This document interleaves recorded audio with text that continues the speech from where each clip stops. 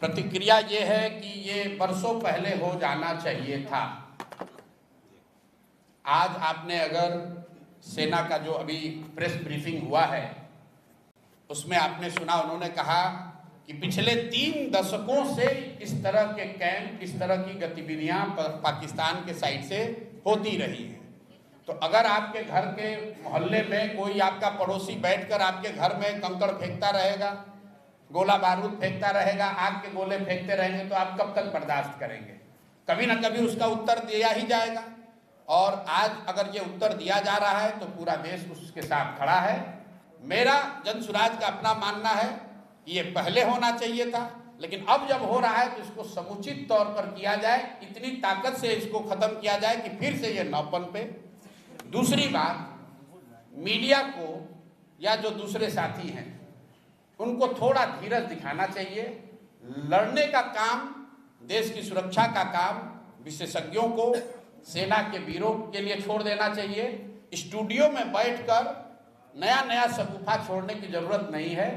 अगर आप matured country हैं, एक गंभीर व्यक्ति हैं, एक बड़े राष्ट्र के नागरिक हैं, देश से प्यार करते हैं, तो सेना को अपना काम करने दीजिए, विशेषज्ञों को इसकी व्यवस्था करने दीजिए। आप और हमसे आपसे अपेक्षा ये है कि हम लोग पूरी तरीके से अपने प्रार्थनाओं में, अपनी दुआओं में, अपनी भावनाओं में, अपने कार्यशैली में सेना के प्रति, और जो सेना के साथ जो साथी इसमें जुड़े हुए हैं, जो इस काम को कर रहे हैं, हम लोग उनके साथ खड़े रहें।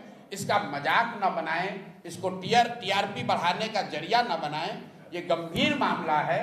और हम लोग अंतिम बात इसमें ये कहना चाहते हैं कि जनसुराज परिवार की ओर से हम लोग इस बात के लिए प्रार्थना करते हैं कि कोई भी भारतीय नागरिक, कोई भी जवान उस हताहत न हो, भगवान न करे किसी के साथ कोई दुर्घटना ना हो। आपके हमारे लिए ये कहना बहुत आसान है कि फलाना आदमी, इतने लोग शहीद हो गए।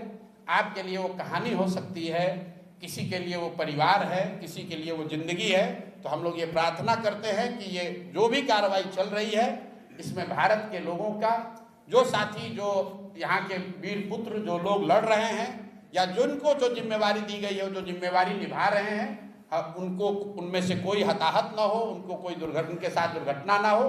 बाकी जो कुछ भी जिम्मेवारी नागरिक होने के नाते हम लोग पर होगी, जो सरकार और सदन तय करेगी, हम लोग सब उसमें साथ खड़े रहेंगे।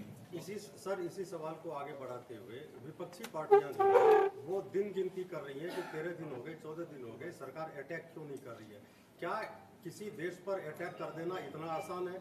हम उदाहरण के तौर पर इजराइल और रसिया को देख रहे हैं। इजराइल, देखिए, मैं आपको मैंने पहले कहा कि ये समय नहीं है एक दूसरे पर छीटाकशी करने का। लड़ाई कोई पार्टी नहीं लड़ती है, न पक्ष वाली पार्टी लड़ रही है, न विपक्ष वाले लड़ रहे हैं। देश के बच्चे लड़ रहे हैं, इस देश के युवा लड़ रहे हैं। तो इस पर राजनीति नहीं कीजिए। देश के लोगों ने सदन में सरकार और विपक्ष दोनों को चुनकर भेजा है, दोनों को उनकी जिम्मेवारी दी गई है।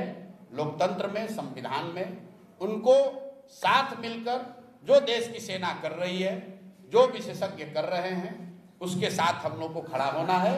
उनको ऑपरेशनल फ्रीडम है, जैसा कि हम लोग प्रेस से पढ़ रहे हैं, लेकिन जो राजनीतिक नेतृत्व है वो तो देश की सरकार को ही करना है। जब इंदिरा जी थी तब कांग्रेस की सरकार थी, तब भी सब लोग साथ खड़े थे।